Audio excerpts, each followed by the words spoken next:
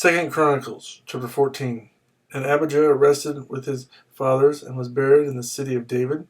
Asa his son succeeded him as king, and in his days the country was at peace for 10 years. Asa King of Judah. Asa did what was good and right in the eyes of the Lord his God. He removed the foreign altars and the high places, smashed the sacred stones, and cut down the Asherah poles. He commanded Judah to seek the Lord, the God of their fathers, and to obey his laws and commands.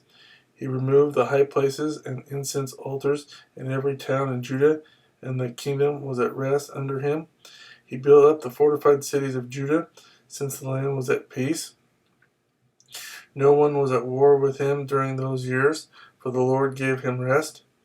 Let us build up these towns, he said to Judah, and put walls around them, with towers, gates, and bars. The land is still ours, because we have sought the Lord our God. We sought him, and he has given us rest on every side. So they built and prospered. Asa had an army of 300,000 men from Judah, equipped with large shields and with spears, and 280,000 from Benjamin, armed with small shields and with bows. All these were brave fighting men. Zerah the Cushite marched out against them with a vast army and 300 chariots, and came as far as Mareshah.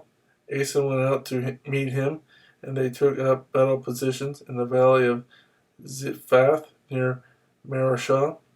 Then Asa called to the Lord his God and said, Lord, there is no one like you to help the powerless against the mighty. Help us, O Lord our God, for we rely on you, and in your name we have come against this vast army. O Lord, you are our God. Do not let man prevail against you. The Lord struck down the Cushites before Asa and Judah. The Cushites fled, and Asa and his army pursued them as far as Gerar. Such a great number of Cushites fell that they could not recover. They were crushed before the Lord and his forces.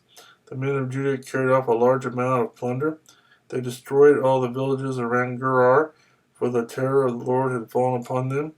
They plundered all of these villages, since there was much booty there. They also attacked the camps of the herdsmen and carried off droves of sheep and goats and camels. Then they returned to Jerusalem.